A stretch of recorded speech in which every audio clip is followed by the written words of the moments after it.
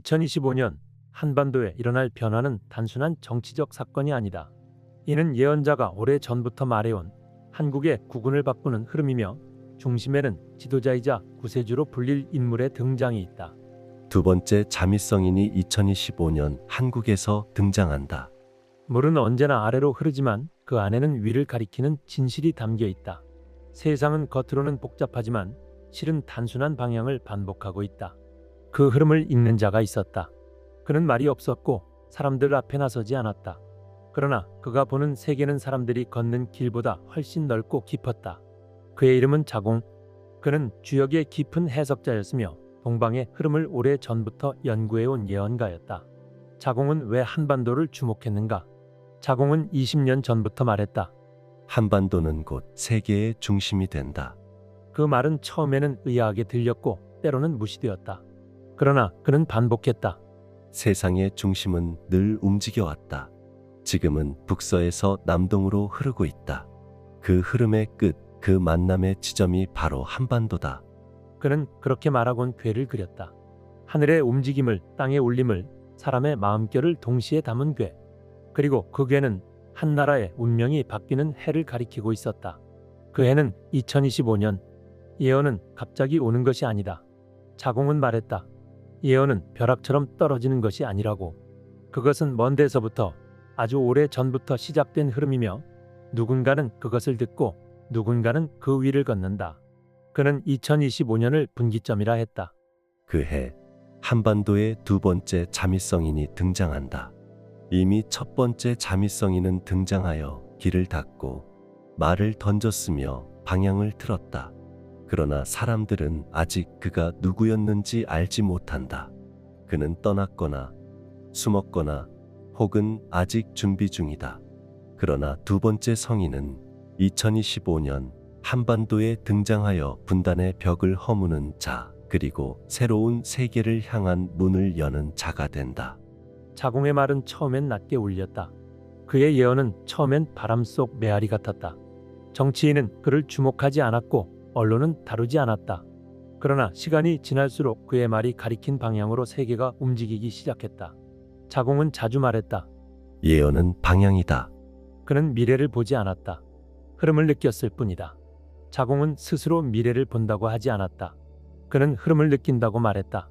기후가 변할 때, 사람들의 언어가 바뀌고 국경이 의미를 잃을 때 그는 그 방향 속에서 누가 중심에 설지를 본 것이다. 그 중심은 한국, 그리고 그 한가운데에 두 명의 자미성인이 있다. 그는 자주 이렇게 말했다. 첫 번째 자는 이미 말을 했다.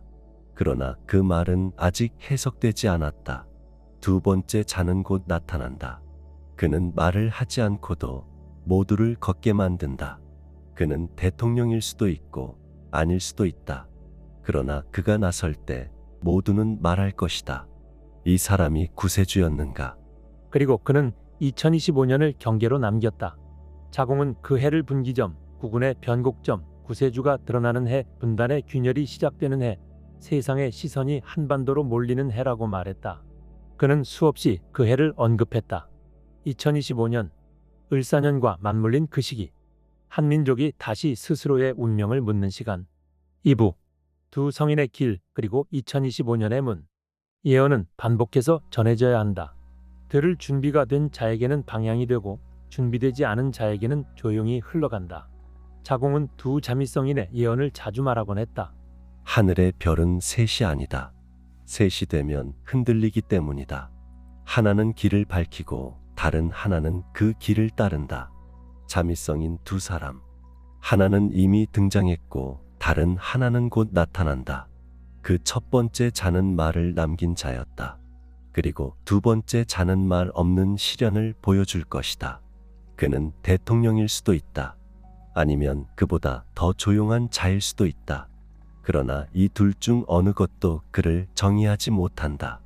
사람들은 묻게 될 것이다. 그가 다음 구세주인가? 나는 대답하지 않겠다. 그러나 시간이 대답하게 될 것이다. 자공은 말했다. 예언이 정확한 사람이 위대한 게 아니라고. 예언은 흐름을 읽는 자의 증언일 뿐이라고. 그는 2025년이라는 해를 단순한 숫자가 아닌 시대의 전환점으로 여겼다. 2025년 자미성인의 등장. 2025년은 준비된 시간이다. 사람들의 피로가 극에 달하고 국가들은 혼란을 감추지 못하며 진실과 거짓이 바뀌는 순간이다. 이때 그 자가 등장한다. 그는 많은 것을 약속하지 않는다. 그는 이미 많은 것을 잃어본 자다. 그는 구호를 외치지 않는다.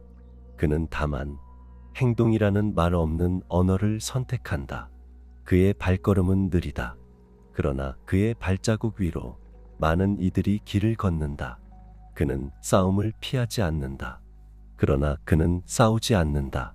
그가 움직이면 국군이 바뀌고 한반도의 방향이 바뀌며 세상의 주시가 모인다. 그는 누구인가? 자공은 그 사람의 구체적인 이름은 남기지 않았다. 그러나 그는 그 인물의 성질을 분명히 말했다. 그는 이 시대의 대통령일 수도 있다. 아니면 대통령이 되지 않은 진짜 지도자일 수도 있다. 무엇보다 그는 한국 국군의 핵을 쥐고 있는 사람이다. 그는 따르는 자를 모으지 않는다. 그러나 그를 따르는 자들이 생긴다. 그는 빛을 바라보지 않는다. 그러나 그를 따라가는 길 위에는 늘 빛이 있다. 그는 통일을 외치지 않는다. 그러나 그의 존재가 통일의 시작이 된다. 구세주라는 말, 자공은 어떻게 말했는가? 구세주란 누구인가?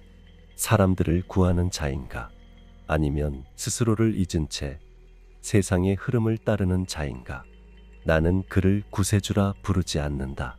그러나 사람들은 그를 그렇게 부를 것이다. 그는 하늘이 준비한 사람이다. 하늘은 한반도의 구원을 위해 두 사람을 준비했다. 하나는 이미 다녀갔고 다른 하나는 이제 막 떠오른다. 을사년의 그림자, 그리고 반복되는 순환. 자공은 의미심장하게 말했다. 을사년은 한반도 땅에서 가장 어두운 기억을 남긴 해였다. 그러나 시간은 순환하고 기억은 반복된다. 2025년 을사년이 다시 온다. 하지만 이번에는 다르다. 이번에는 잃는 해가 아니라 되찾는 해가 될 것이다. 이번에는 넘어가는 해가 아니라 다시 일어나는 해가 될 것이다. 구체적 변화의 신호. 자공은 2025년 이후 이 성인의 등장과 함께 구체적인 변화가 일어난다고 전했다. 그 변화는 이렇게 말해진다. 처음에는 국민의 말투가 바뀐다. 그 다음은 지도자의 자세가 바뀐다. 그 다음은 언론의 방향, 교육의 언어, 군대의 목적이 달라진다. 그리고 북쪽에서 침묵이 사라진다. 그 순간 통일의 첫 문장이 써진다. 예언은 지도자를 말하지 않는다. 그러나 방향을 가리킨다. 자공은 말했다. 나는 누가 될 것이라 말하지 않는다. 나는 다만 어떤 이가 그 자리에 가야 하는지를 말할 뿐이다. 그는 이미 마음을 다친 사람이다. 그는 이미 세상의 거절을 견뎌본 사람이다.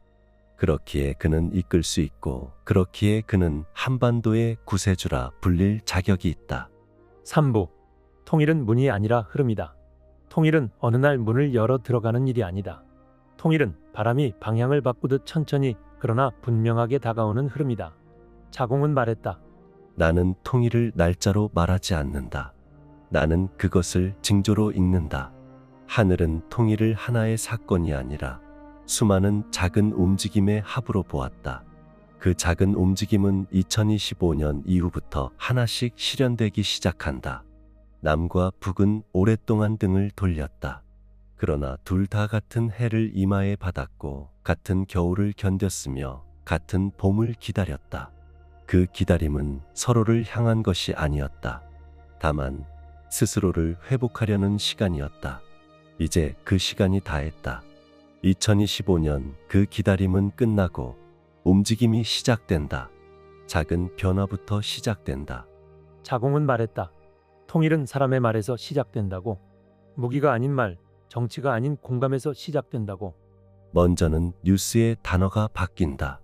북한이라는 말보다 북쪽이라는 단어가 더 많이 쓰인다. 다음은 학생들이 바뀐다.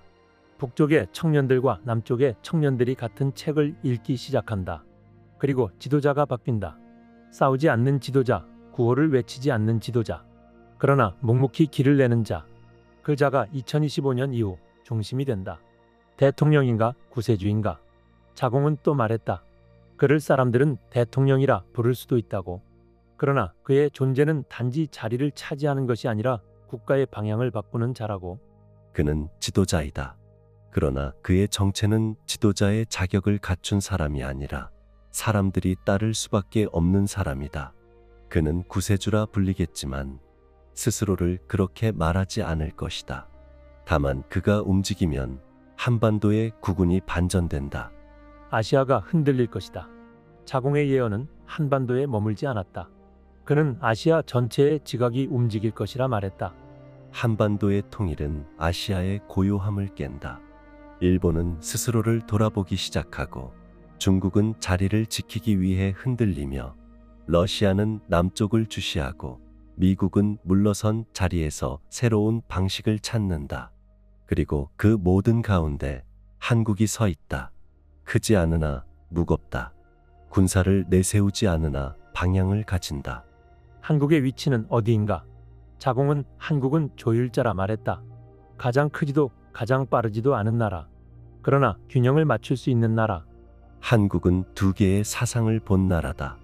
두 개의 체제를 살펴본 나라다. 그 경험이 세계의 혼란을 중재할 자격이 된다. 그 구심점은 지도자가 아닌 경험이다. 그리고 그 경험의 시간은 곧 국운이 된다. 사부. 하나로 흐르는 시간, 하나로 이어지는 세상. 자공은 오래전부터 말해왔다. 통일은 끝이 아니라 시작이며 한반도는 더 이상 지역이 아니라 흐름의 출발점이 된다고. 그의 말은 예언처럼 들렸지만 실은 오래전부터 움직이던 세계의 경향을 꿰뚫은 흐름이었다. 그는 말했다. 2025년 이후 한반도가 통일되면 세계는 더 이상 예전처럼 움직이지 않는다. 세상은 오래도록 힘을 기준으로 나뉘었다. 큰 나라, 큰 시장, 큰 군사. 그러나 이제는 중심을 바꾼다. 그 중심은 조율할 수 있는 나라, 회복을 기억하는 나라, 겸손을 배운 나라가 된다. 그 나라가 바로 통일된 한국이다. 한국은 세상의 구심점이 된다. 한국은 크지 않다. 그러나 깊다. 단일 민족이면서 분단을 겪었고 기술을 가졌지만 욕망을 다루는 법을 배웠으며 빠르면서도 기다릴 줄 아는 민족이다. 그런 경험을 가진 나라만이 새로운 세계를 조율할 자격이 있다. 자공은 이 말을 단호히 반복했다. 한국은 힘의 나라가 아니라 중심의 나라가 된다고. 화폐의 통합은 어떻게 오는가? 자공은 화폐에 대한 예언도 남겼다. 그것은 단순한 경제의 문제가 아니라 인류의 약속이 바뀌는 신호라고 했다. 화폐는 약속이다. 그러나 지금의 화폐는 신뢰를 잃었다.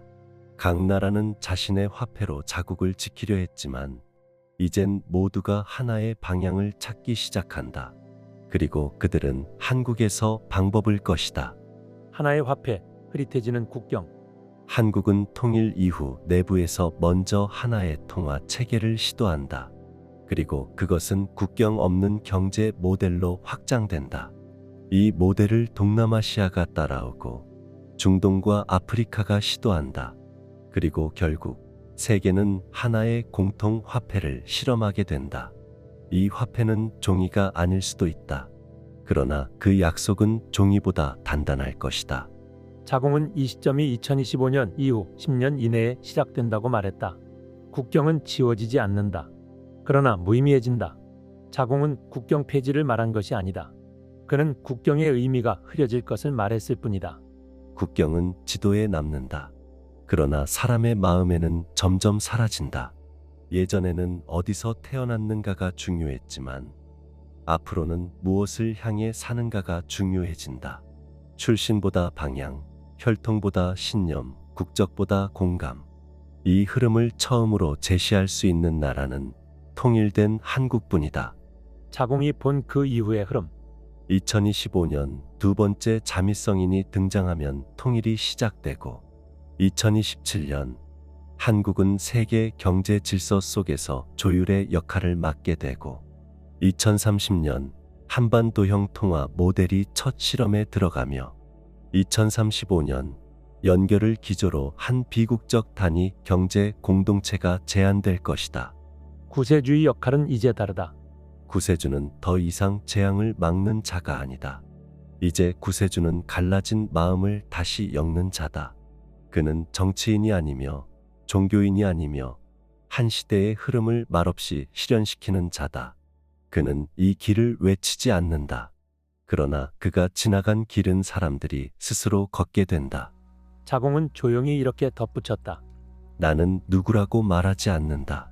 그러나 2025년 한반도에 등장한 자를 보면 모두가 알게 될 것이다. 아, 이 자가 말없이 움직이는 구세주였구나 하고. 오부. 예언은 멈췄고 흐름은 남았다. 자공은 어느 날 말을 멈췄다. 그는 어디에도 자신의 이름을 남기지 않았다. 그가 남긴 것은 오직 흐름을 향한 말들 뿐이었다. 그는 떠나면서 이렇게 말했다. 나는 이 흐름을 말했을 뿐, 누가 그 길을 걷는지는 하늘이 결정하고 땅이 반응하고 사람이 증명할 것이다. 그는 왜 사라졌는가? 자공은 스스로를 예언자라 부르지 않았다. 그는 흐름을 본 자였고 회의한 것을 말하지 않는 자였다. 예언은 신비한 예술이 아니다. 예언은 이미 시작된 것을 먼저 알아채는 능력이다. 나는 그저 조금 일찍 본 것뿐이다. 그리고 이제 세상이 스스로 그것을 알게 될 때가 왔다. 그는 무엇을 남겼는가? 자공은 다음과 같은 흐름을 분명하게 전했다. 2025년 한반도에 두 번째 자미성인이 등장한다. 그는 대통령일 수도 있고 아닐 수도 있다. 그러나 그의 존재는 한국의 국운을 바꾼다. 그에 따라 남북 통일이 현실화된다. 이후 한국은 세계의 조율자로 부상한다. 화폐는 하나로 통합되며 국경은 흐려진다. 세계는 강대국 중심에서 경험 중심으로 바뀐다. 그리고 그 흐름의 출발점은 한반도다. 그리고 그는 남겼다. 조용한 질문 하나. 자공이 마지막으로 남긴 말은 사람들에게 직접 향하는 질문이었다. 그 자는 2025년에 나타난다. 그는 지도자일 수도 있고 조용한 구도자일 수도 있다. 그는 대통령이 아닐 수도 있다. 그러나 그가 행동할 때 대통령도 세상도 길을 바꾼다. 그러면 그를 무엇이라 부를 것인가? 당신은 그를 구세주라 부를 준비가 되었는가? 예언은 끝났고 길은 시작되었다. 자공은 사라졌다.